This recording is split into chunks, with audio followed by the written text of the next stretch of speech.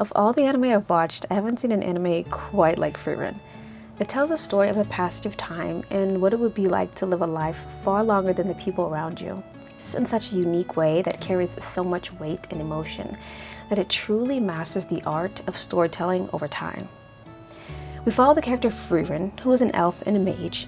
The main story kicks off sometime after a decade-long journey with the companions, where they essentially become legendary heroes of their time by defeating the Demon King. The journey is over and the heroes are living out a happily ever after in retirement. This journey was substantial and life-changing to the group of four. However, while it may have been the core journey of the lives for three of the companions, it was only a small chapter for Frieren. The group is made up of Frieren, an elf with a lifespan of thousands of years, a dwarf with a lifespan of 400 years, and two humans with normal lifespans.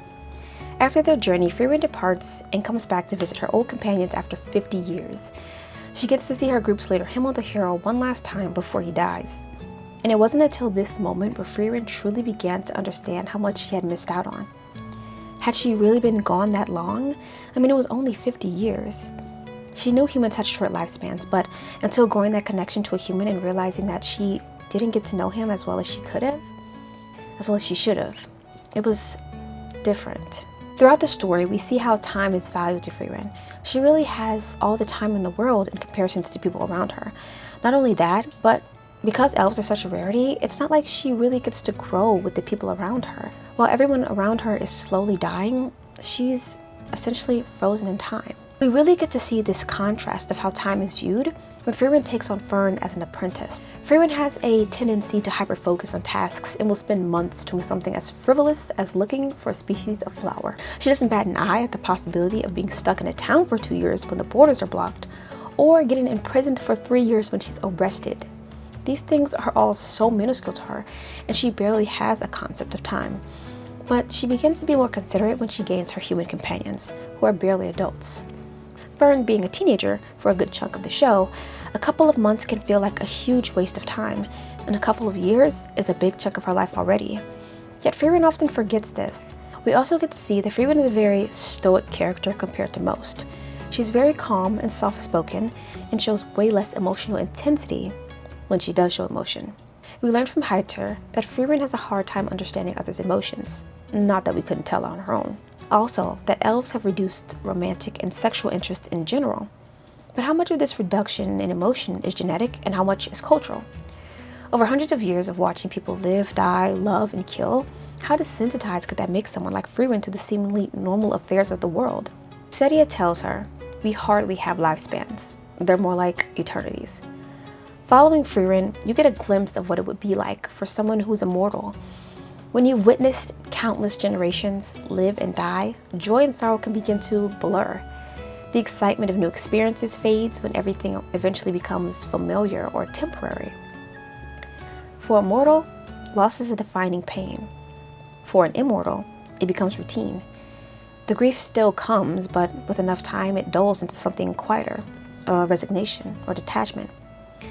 Humans live urgently, making connections quickly and cherishing them fiercely. Elves may become reluctant to form attachments, knowing how transient they are. Love and friendships may start to feel like borrowed moments, not lasting bonds. Newness is what makes many things delightful and fun.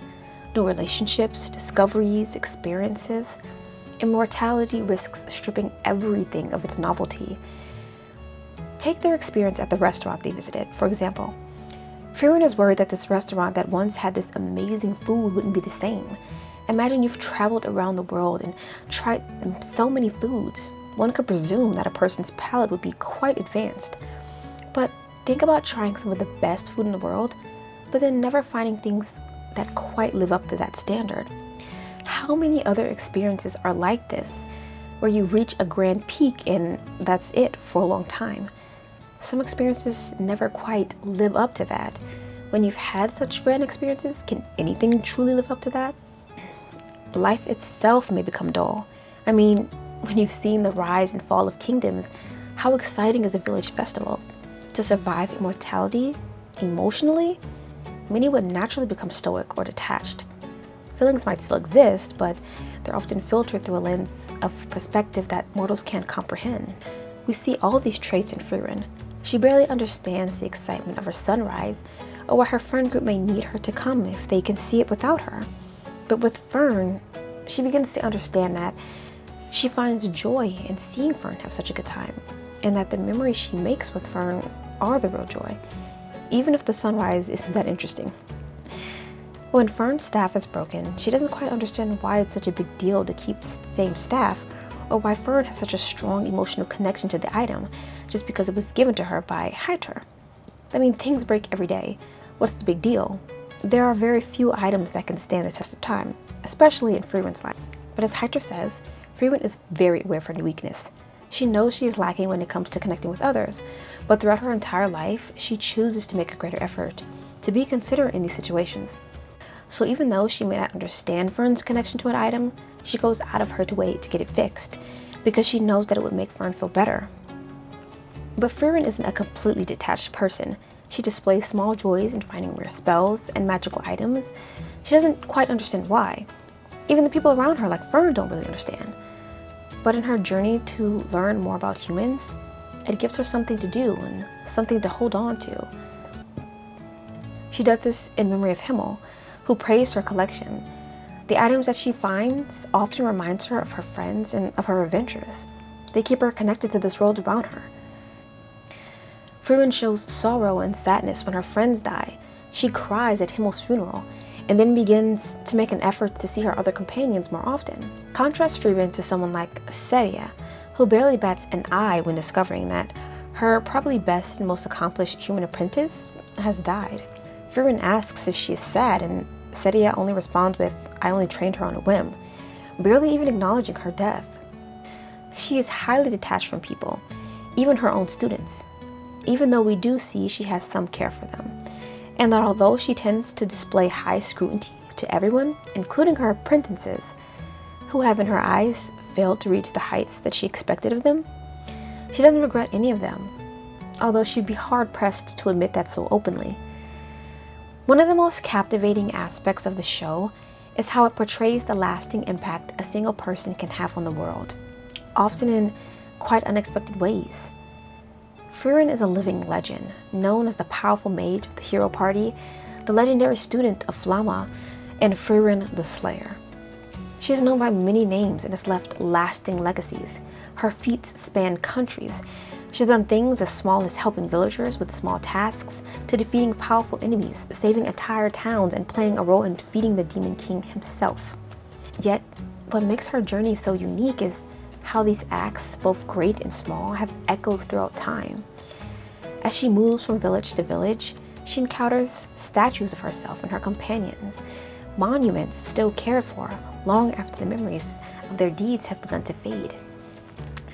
Most people hold her and the hero party in deep reverence, even if they struggle to believe that the quiet elf before them is the Frieren of legend. Frieren reminds us that legacy isn't just about grand heroics. It's in every life touched, every kindness given, and every battle fought, no matter how much time has passed. The journey of Frieren feels real, more real than any other anime, in a sense that every day isn't some grand adventure.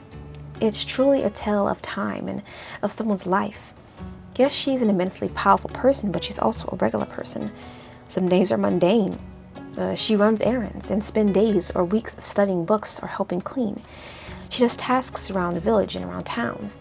She's not just seeking some mythical power or trying to defeat some powerful monster or training to be the strongest there is. She has so many flaws, but she simply is just enjoying her life and finding joy in the small things. And maybe that's part of the message of truly enjoying life's moments, grand and small, of how you can impact someone's life in ways you never imagined, of enjoying the time with the people you have around you while you can. But don't let this sweet story fool you.